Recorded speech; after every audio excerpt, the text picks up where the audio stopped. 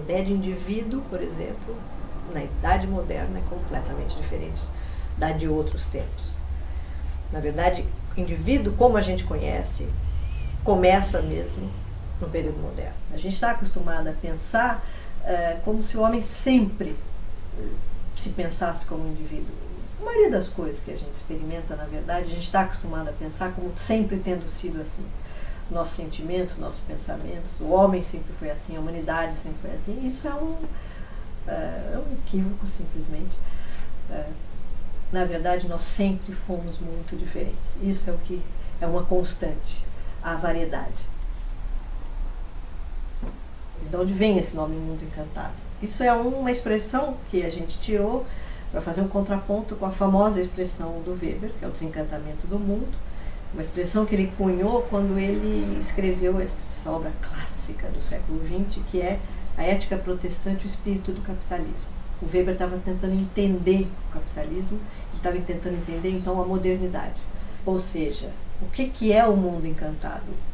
Todas as épocas, todas as culturas, antes do desencantamento, antes do momento em que a gente inventou a ciência moderna, o indivíduo moderno, o mercado moderno, a modernidade.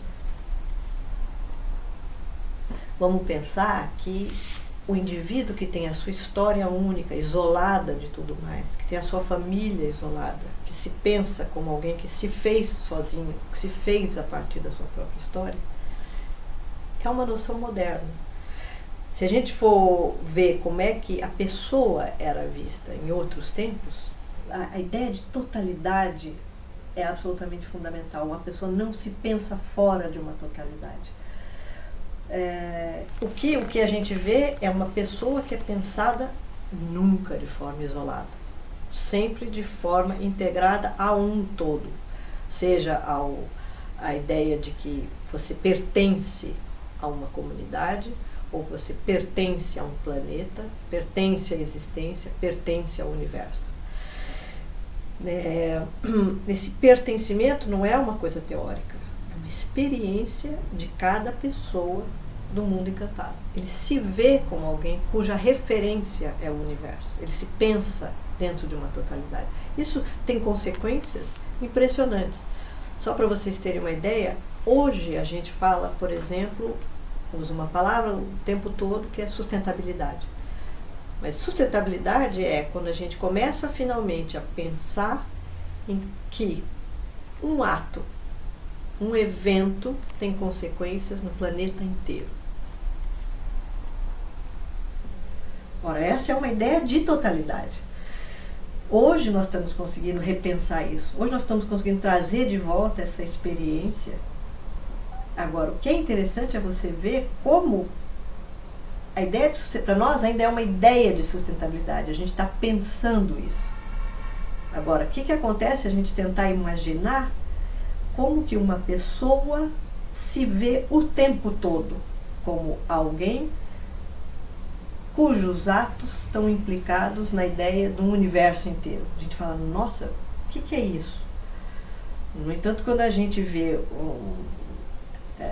a ideia do Ubuntu, por exemplo, que hoje está presente aí na internet, tem vários trabalhos, vários movimentos autodenominados Ubuntu, que é um conceito de uma tradição africana que justamente diz aquele que faz o bem a uma pessoa faz o bem à humanidade toda, e que para nós parece uma coisa meio poética, meio...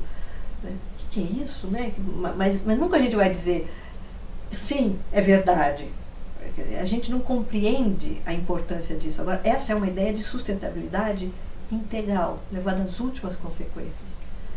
E ela está presente em todas as épocas antes do desencantamento, em todas as culturas. Porque essas culturas funcionam por meio da totalidade. A gente vai ver no Talmud, que é a tradição judaica, a gente vai ver ali expresso claramente aquele que faz um mal a alguém, a Escritura o imputa como tendo feito mal ao mundo todo. Aquele que faz um bem a um indivíduo faz um bem ao mundo todo. E o que acontece com a gente quando a gente começa a imaginar, porque aí essa é uma operação imaginativa, não é só uma operação reflexiva, quer dizer que ela lida com elementos integrais, elementos de totalidade, ou seja, você, para imaginar o seu corpo, tem que estar envolvido. O que a gente vai procurar refletir, sem dúvida, esse é um curso de reflexão, a gente vai procurar também imaginar e vai usar recursos para imaginar o que é essa experiência de totalidade e como que ela pode ser útil para nós hoje. O que a gente pode resgatar disso como operação, não só como pensamento.